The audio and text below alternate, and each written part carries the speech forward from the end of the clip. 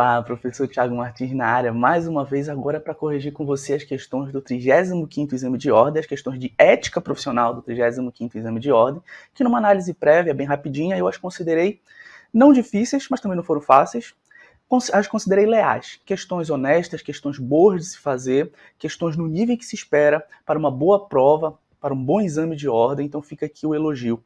Para a FGV a gente sempre critica muito, mas ao meu ver foram questões plenamente realizáveis por quem se aprofundou, por quem estudou, por quem assistiu os vídeos de ética profissional aqui no canal. Muita coisa que a gente falou aqui já caiu na prova, no 35º Exame de Ordem, então espero que você tenha saído muito bem. Tranquilo? E é claro, antes da gente começar a corrigir, deixa teu like, deixa o teu joinha, te inscreve aqui no canal se você ainda não está inscrito, ainda não está inscrita, ativa o sininho para que o YouTube te avise sempre que tiver vídeo novo aqui no canal. E claro, quero te convidar para conhecer o DAP, o Direito Ambiental na Prática. O link está aqui embaixo, é um podcast sobre direito ambiental aprofundado, com o foco na prática, no dia a dia da atividade de quem atua no direito ambiental. O link está aqui embaixo, e também para você conhecer o IDAM, o Instituto de Direito Ambiental, presidido pelo meu amigo Cláudio Farenzena, vice-presidente é o meu amigo Advan Zanchetti, que também conduz o DAP comigo. Eu sou o diretor de ensino, para que você entre nesse universo de networking, conhecimento e crescimento profissional para todo e qualquer profissional, não só advogados que queiram e gostem de atuar na área do direito ambiental. Entendido? Vamos nessa, vamos corrigir as questões de ética profissional do 35º Exame de Ordem. Vamos lá. Primeira questão interessante, fala o seguinte: Vitor deseja se candidatar ao cargo de conselheiro seccional, cargo que hoje eu também ocupo aqui na seccional Pará da OAB. Ao estudar a legislação aplicável, Vitor concluiu que poderia concorrer ao cargo em questão ainda que, ou seja, só uma dessas situações aqui seria uma situação, caso o Vitor se enquadrasse nela, mesmo assim ele poderia concorrer ao cargo de conselheiro. Todas as outras, ou seja, uma você poderia, mesmo se você tivesse enquadrado nela, todas as outras você estaria excluído. Então, por exemplo, olha, se estivesse em atraso com o pagamento da anuidade, será que ele poderia, mesmo assim, se candidatar? Exercer efetivamente a profissão há menos de 3 anos, será que ele poderia se candidatar, mesmo nessa situação?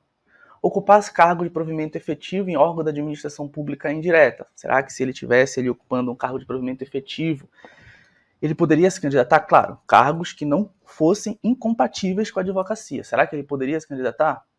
Tivesse sido condenado por infração disciplinar resultante da prática de crime há mais de 1 ano, mesmo sem ter obtido reabilitação criminal? Bem, gente, a hipótese aqui, o erro aqui, tá? O erro não, na verdade, a única alternativa em que ele poderia, né, se candidatar mesmo assim, seria a alternativa C, tá? Ó, cargo efetivo. Muita gente marcou essa porque lembra, né, que a norma estatutária vai falar pra gente que quem ocupa um determinado cargo na administração pública não vai poder se candidatar ao conselho. Só que não é cargo de provimento efetivo. São chamados cargos de exoneração ad nutum. Olha só aqui, tá? Artigo 63, parágrafo 2º do nosso Estatuto, Lei 8.906. O candidato deve comprovar a situação regular perante a OAB, não ocupar cargo exonerável ad nutum, no caso o candidato ao Conselho Seccional, não ter sido condenado por infração disciplinar, salvo reabilitação, e exercer efetivamente a profissão há mais de 3 anos. Nas eleições para o cargo de conselheiro seccional e das subseções, quando houver e há mais de 5 anos. Nas eleições para os demais cargos, 3 anos. Tá? Perdão, para as eleições dos demais cargos. Ou seja, no caso do conselheiro, ele tem que comprovar efetivamente a profissão que ele exerce há mais de 3 anos. Está tudo lá, tá? Ou seja, a única hipótese ali em que ele poderia era se ele ocupasse um cargo dentro da administração pública, um cargo de provimento efetivo, um cargo de exoneração ad nutum, ou seja, aqueles cargos precários em que você é colocado sem concurso público, né? Dentro daquele aspecto, ou por processo seletivo mais simplificado, dentro daquele aspecto ali, você não poderá exercer um cargo dentro do conselho, se ele for exonerável ad nutum, ou seja, de livre exoneração. Entendido? Então a nossa alternativa aqui correta era a letra C. Ó. Perceba que ali falava em provimento efetivo. Vamos lá, mais uma questão aqui para a gente corrigir. Questão boa também. Maria, advogada, sente falta de confiança na relação profissional que mantém com Pedro.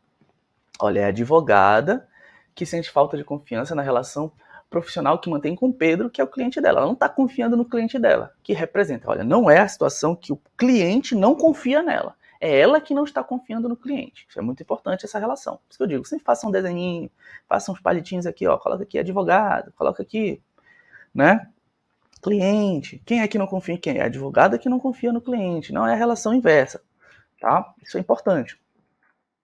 Que representa em ação judicial. Maria externa sua impressão a Pedro. Ela foi lá e falou, pô, Pedro, não estou confiando em ti, a gente não tá dando para eu confiar em ti. Mas as dúvidas existentes não foram dissipadas, não são dissipadas.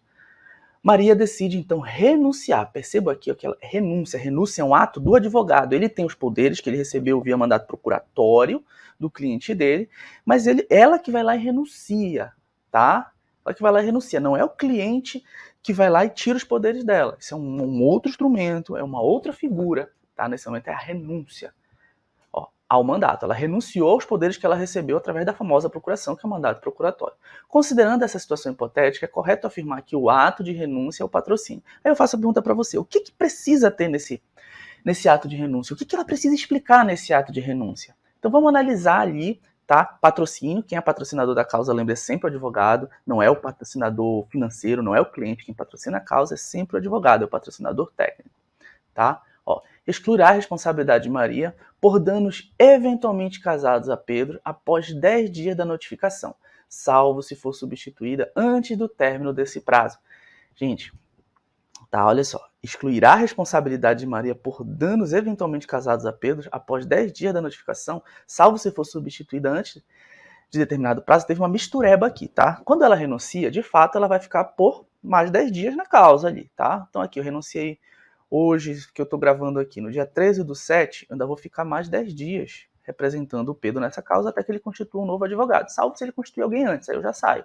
Mas em nenhum momento exclui minha responsabilidade. Se eu fiz besteira no processo e estou saindo ali de fininho, estou renunciando porque eu fiz besteira, que vão descobrir lá na frente, a minha responsabilidade se mantém, tá? Seja ela administrativa perante a B, seja ela em âmbito civil ou penal mesmo. Vamos para B. Obrigará Maria a depositar em juízo bens, valores e documentos que lhe hajam sido confiados, ainda que estejam em seu poder? Obrigará Maria a depositar em juízo valores e documentos que lhe hajam sido confiados e ainda estejam. Depositar em juízo? Não, eu sou obrigado a devolver mesmo, mas não preciso depositar em juízo. Isso aqui vai ser depositado em juízo caso eu não devolva e haja uma demanda para que eu devolva esses bens, tá? Não faz sentido. Fará cessar de imediato a responsabilidade profissional de Maria pelo acompanhamento da causa? Não. Como eu já falei, vai ficar por mais 10 dias, salvo se o Pedro já tiver outro advogado. Deverá ser feita sem menção do motivo que a determinou. Gente, essa daqui, tá? Eu não preciso ficar me explicando, olha, eu tô deixando porque eu não confio no Pedro, tal. Não precisa, tá? Então, deverá ser feita sem menção de motivo que a determinou. Esse é o texto, tá? Do próprio Código de Ética, no artigo 13, Resolução 02/2015. A renúncia ao patrocínio implica omissão do motivo e a continuidade da responsabilidade. Continuidade da responsabilidade do advogado ou escritório de advocacia durante prazo estabelecido em lei. Não exclui, todavia, a responsabilidade pelos danos causados dolosa ou culposamente ao cliente ou a terceiros, tá? Então, tudo que a gente viu ali, então ali, qual é a alternativa correta? A que falava em que, não precisa mencionar os fatos que determinaram o pedido de renúncia. Na verdade, o pedido não, né? A declaração de renúncia de poderes da advogada Maria. Tranquilo? Bem tranquilo, né? Olha só. Mais uma questão aqui, terceira questão. Em certa comarca, em razão da insuficiência de número de defensores públicos em atuação, o juiz Caio nomeou o advogado Pedro para defender um réu juridicamente necessitado. Então, nesse caso aqui, é o advogado Pedro, está agindo em substituição à defensoria pública devido a um ínfimo número de defensores naquela comarca. Isso é previsto, tá? Isso é previsto, essa possibilidade é prevista. E será que o Pedro pode recusar? Em que situação o Pedro pode recusar? E será que ele tem direito aos honorários? Como é que serão pagos esses honorários? São essas perguntas que você tem que se fazer. Olha. Quanto aos honorários a serem recebidos, Pedro assinale a alternativa. Essa questão fala sobre, né, os honorários. Então eu já adianto, ele pode recusar desde que haja um motivo, tá, plausível para que ele se recuse a patrocinar ali o cliente juridicamente necessitado. Tá? Uma situação altamente justificável, o juiz pode então ali não mais nomear o Pedro. Tá? Em regra, ele não pode recusar. Então vamos lá agora falar dos honorários de quem atua nessa substituição da defensoria pública de alguém que é juridicamente necessitado. Pedro apenas terá direito a recebimento de honorários na hipótese de da parte contrária ser sucumbente a serem pagos pelo autor? Não é isso, tá? Não é isso. Pedro tem direito a honorários fixados pelo juiz, independente de sucumbência, a serem pagos pelo Estado, segundo a tabela organizada pelo Conselho Seccional da OAB. Isso aqui faz sentido, não faz? Pedro tem direito a honorários fixados pelo juiz, independente de sucumbência, a serem pagos pela Defensoria Pública, segundo a tabela organizada pelo Defensor Público Geral do Estado? Será que é isso? Será que os meus honorários ficam definidos pela Defensoria, que, em situação, eu estou atuando em substituição a ela porque ela não tem estrutura e corpo humano, né? Recurso humano suficiente? Claro, a gente sabe que a Defensoria ali nós temos heróis, né? Então, nesse caso, eu estou falando aqui não para criticar a Defensoria, porque a gente sabe que os defensores fazem o que eles podem. Mas será que é isso? Será que eu vou ficar à mercê da Defensoria Pública? Será que depende dos recursos repassados para a Defensoria Pública os meus honorários? Muita gente marcou essa, tá? Pedro apenas terá direito ao recebimento de honorários na hipótese de a parte contra ser sucumbente a serem pagos pela Defensoria Pública? E aí? Tá? E isso aqui teve um errinho aqui na hora que eu fiz Ctrl+C, né? Parte contrária a ser sucumbente, tá? Parte contrária. E aí, gente, o que vocês acham? Eu já dei aqui a direção para vocês, né? Então, tá aqui, ó, é a B. Pedro tem o direito aos honorários fixados pelo juiz, independente de sucumbência a serem pagos pelo Estado, segundo a tabela organizada pelo Conselho Seccional da OAB. Ou seja, é o Estado que vai pagar, tá? Já que a Defensoria Pública, que é órgão, tá, do Estado, é órgão da administração pública, não tem defensores suficientes, então a OAB, através de seus advogados, não é a OAB, na verdade, o advogado, né, devidamente escrito nos quadros da OAB, agora sim ficou certo a minha afirmação, vai atuar em substituição da Defensoria Pública. E o Estado vai me pagar esses honorários com base na tabela organizada pelo Conselho Seccional, tá? Muita gente também acha que é o Conselho Federal. Não, é o Conselho Seccional de cada Estado que define a tabela de honorários. Olhem só aqui, tá? Artigo 22, parágrafo 1º do nosso do nosso Estatuto, Lei 8.906 de 94. O advogado, quando indicado para patrocinar causa de juridicamente necessário, você já sabe que o termo patrocinar sempre se refere ao advogado, no caso de impossibilidade da Defensoria Pública no local da prestação de serviço, tem direito aos honorários fixados pelo juiz, segundo a tabela organizada pelo Conselho Seccional da OAB e pagos pelo Estado. Mais uma questão bem tranquilinha, bem letra de lei. Na verdade, a ética profissional é sempre letra de lei. Vamos lá, gente. Mais uma questão. Antônio, economista, ou seja, não é advogado. Faz aquele teu desenho. Antônio não é advogado. Sem formação jurídica, mesmo se tivesse formação jurídica, se não é aqui está escrito advogado, ele não é advogado, tá? E Pedro, advogado. Agora o Pedro é advogado. Ambos estudiosos da análise econômica do direito, desejam constituir a sociedade de advogados. Isso é verdade, gente. Muitos economistas estudam, são profundos estudiosos da análise econômica do direito. Desejam constituir sociedade de advogados. Será que um advogado pode constituir uma sociedade de advogados com economista, que também fornecerá aos seus clientes serviços de consultoria na área econômica, ao analisar a possibilidade de registro desse empreendimento, que considero inovador? Antônio e Pedro concluíram corretamente que... Gente, será que eu posso constituir uma sociedade de advogados fora dos padrões estabelecidos pelas normas estatutárias? É claro que não. Mas será que essas normas estatutárias permitem que eu faça uma sociedade com quem não é advogado? A gente já sabe que não. Então vamos só achar a alternativa que encaixa isso. Poderá ser efetivado, já que é permitido o registro nos cartórios de registro civil de pessoas jurídicas e nas juntas comerciais de sociedade que inclua, entre outras finalidades, atividade de advocacia? Não. Gente, registro de escritório de advocacia só é feito na OAB, tá? Inclusive, o escritório de advocacia não tem CNPJ, tem número de OAB, tá, gente? Então, isso aqui já está errado. Não poderá ser efetivado, já que somente são admitidas a registro as sociedades de advogados que explorem as ciências sociais complementares à advocacia? Será que é isso? Poderá ser efetivado desde que a razão social tenha o nome dele, pelo menos um advogado responsável? Será que é isso? Pelo menos um advogado responsável? Só preciso de um?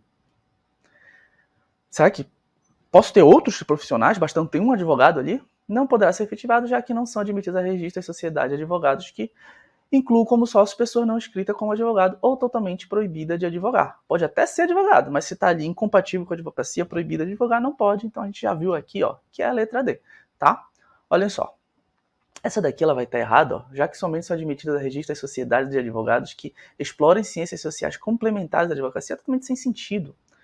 Poderá ser efetivado desde que a razão social tenha pelo menos um advogado responsável pela sociedade? Não. Pode ter um só advogado. É a sociedade unipessoal, tá? Mas vai ter só aquele advogado e só aquela pessoa naquela sociedade, mais ninguém, tá? Porque a sociedade de advogados é composta por advogados. Se vai ter mais de uma pessoa, todos são advogados, tá? Olhem só aqui o que a norma vai dizer. Deixa eu ver o que é a letra D, né? Olha só o que a norma vai dizer pra gente, tá? Artigo 16 do nosso estatuto. Não são admitidas a registro nem podem funcionar todas as espécies de sociedade de advogados que apresentem forma ou característica de sociedade empresária que adota a denominação fantasia, que realize atividades estranhas à advocacia, ou seja, consultoria econômica, que inclui como sócio ou titular de sociedade unipessoal de advocacia, pessoa não inscrita como advogada ou totalmente proibida de advogar, que é o caso ali, né, do economista em questão. Vamos para mais uma questão? Vamos lá. João é estagiário de direito, tá? É vedado João praticar isoladamente, isto é, sem atuar em conjunto com o advogado ou defensor público que supervisiona o seguinte ato. Ou seja, o estagiário ele pode praticar alguns atos sempre que acompanhado com o defensor público, com o advogado, né? Esse aqui é o texto da lei, é o texto da norma. O que ele pode praticar? Assinar petições e juntada de documentos a processos judiciais? Ele pode assinar? Obter junto, né? Junto às escrivães e chefes de secretaria de certidões de peças de processo em curso, comparecer à prática de atos extrajudiciais sem autorização sobre o estabelecimento de advogado? Eita, isso aqui tá estranho, né? E retirar e devolver autos em cartórios assinados com a respectiva carga, tá? Gente, hoje com o PJE, muito do que tá aqui não acontece mais. O PJE, o EPROC, né? Muita coisa que tá aqui não acontece mais, né? Mas vamos ver a alternativa aqui, ó. A errada, aqui ele não vai poder fazer, claro, comparecer à prática de atos extrajudiciais sem autorização ou subestabelecimento de advogado, gente. Por mais que sejam atos extrajudiciais, são atos de advocacia, ele não pode fazer sem autorização ou subestabelecimento de um advogado, por mais que sejam atos extrajudiciais. Gente, ele pode assinar petição de juntada de documentos de processos judiciais? Sim, pode, está na norma. Obter junto aos escrivães e chefes de secretaria de certidões de peça de processo em curso? Sim. Né? Na minha época, os processos eram bem físicos, fiz muito isso.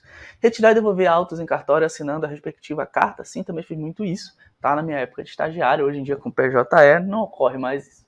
Tá? Então é errada, letra C. E o fundamento normativo está aqui, ó. Artigo 3º, parágrafo 2º da Lei 8.994, o estagiário de advocacia regularmente inscrito pode... Gente, inscrição do advogado, inscrição do estagiário, eu vou gravar um vídeo aqui no canal, tá? Para que vocês entendam um pouco mais sobre como se dá essa inscrição do estagiário. Tá? Em regra, o estagiário de advocacia ele também tem inscrição na OAB, tá bom? Pode praticar atos previstos no artigo 1º na forma do regimento geral, em conjunto com o advogado sob responsabilidade. Tá? Aí, olha só.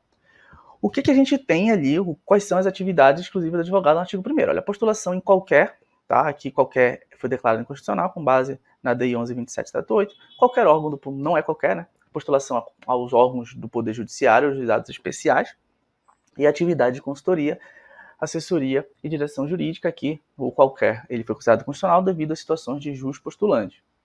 Tá? Tem vídeo aqui no canal sobre isso. Então, o estagiário, ele pode praticar alguns atos, entretanto, não todos, tá?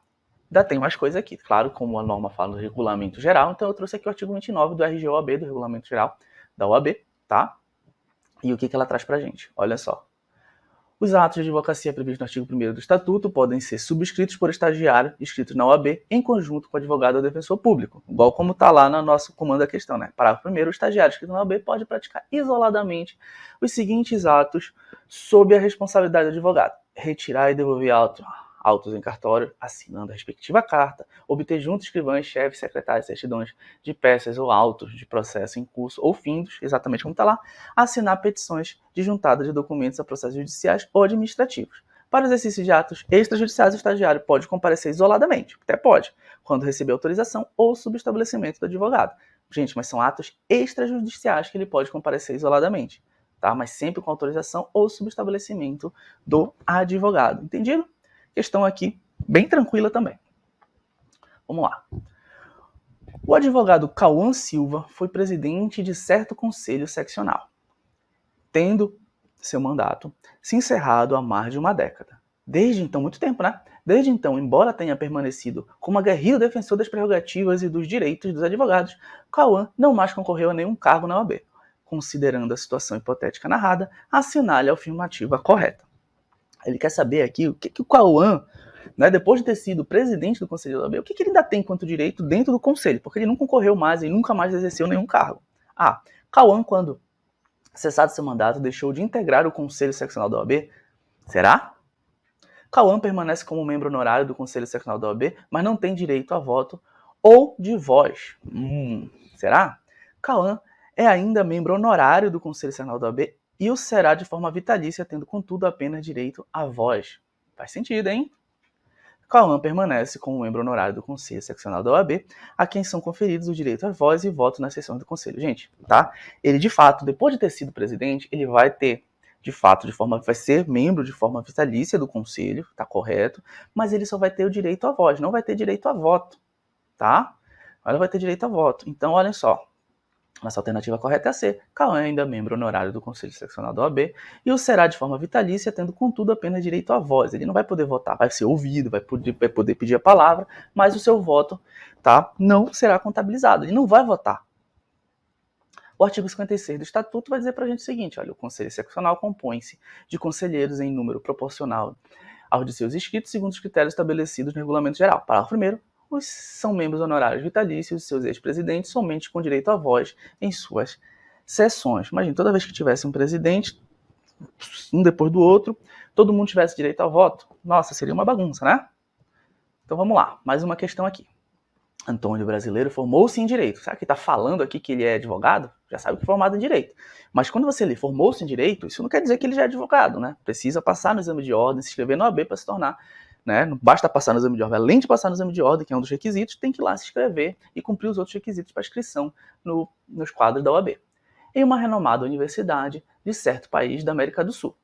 Lá conheceu e casou-se com uma nacional daquele país, Ana, que também se formou em Direito na mencionada universidade. Já graduados, Ana e Antônio decidiram mudar-se para o Brasil e exercer advocacia em Minas Gerais, uma vez que se especializaram em determinado ramo do direito que há bastante similitude com o direito do país de origem de Ana.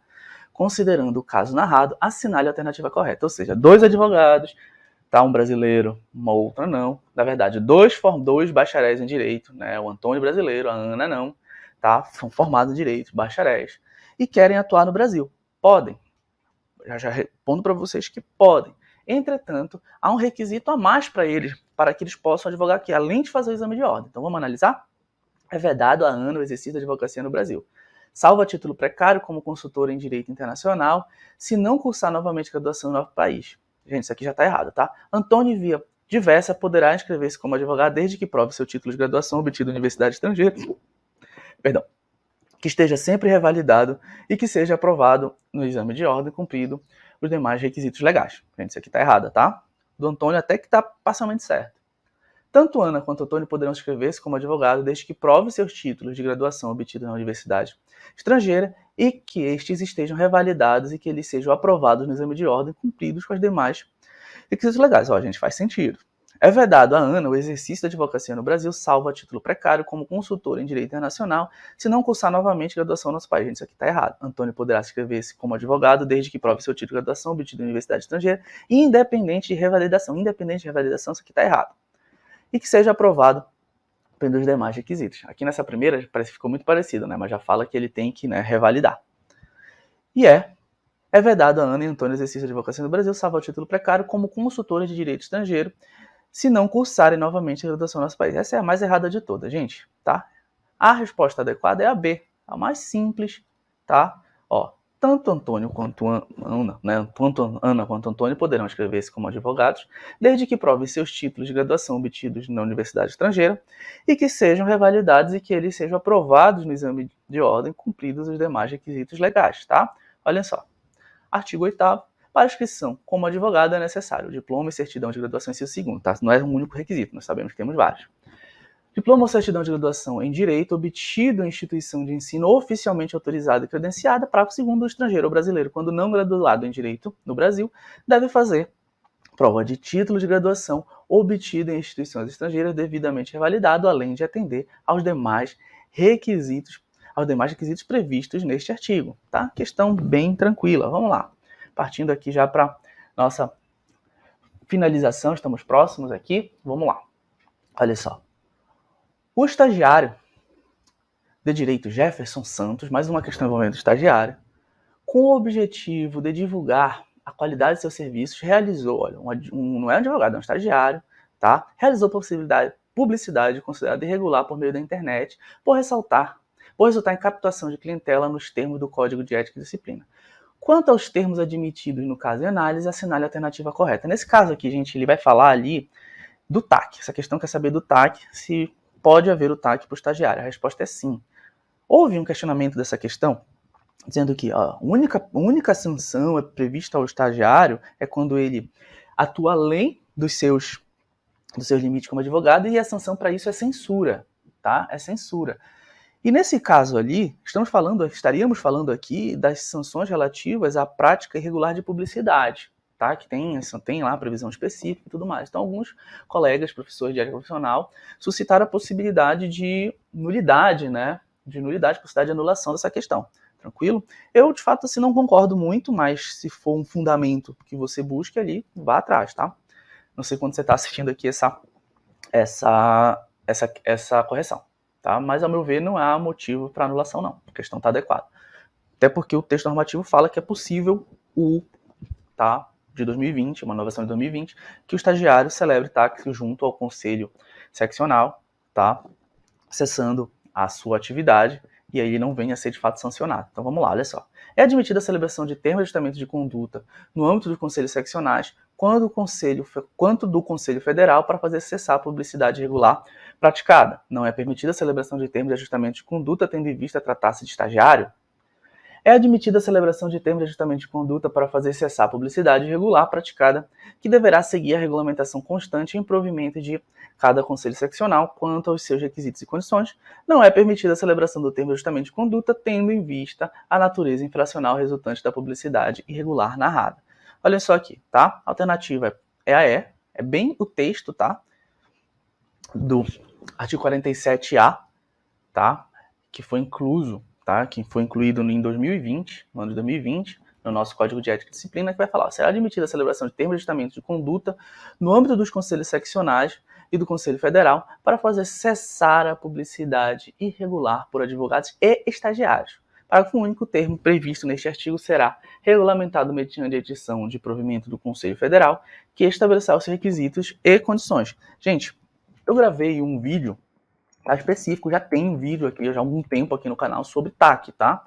Muitas pessoas vieram até agradecer, porque já tem um vídeo sobre isso, não tem muita gente falando ainda sobre o TAC, apesar de ser a segunda vez que cai uma questão, tá seguida, a questão sobre TAC dentro do exame de ordem. Então, tem um vídeo aqui, o link está aqui embaixo, para que você possa assistir, tal, entender um pouco mais como funciona o TAC no âmbito do conselho seccional, quando um advogado ou estagiário cometem algum tipo de infração. No caso ali, não é só para a questão de publicidade, é porque tem um texto específico para quando eles praticam publicidade irregular, mas também é possível em outros tipos de infrações cometidas por advogados e estagiários, entendido? Então essa foi a nossa correção das questões do 35º exame de ordem, tá? Questões tranquilas, ao meu ver. Espero que você tenha saído muito bem e que você aí que está estudando para os próximos exames de ordem possa utilizar essa questão como base nos seus estudos, é claro. Não te esquece aqui de deixar teu like, teu joinha, te inscrever aqui no canal se você ainda não está inscrito, ainda não está inscrita. Ativa o sininho para que o YouTube te avise sempre quando tiver vídeo novo aqui no canal. E claro, conheça também o IDAM e o Direito Ambiental na Prática. Os links estão aqui embaixo. Beijão do professor Thiago Martins. Forte abraço.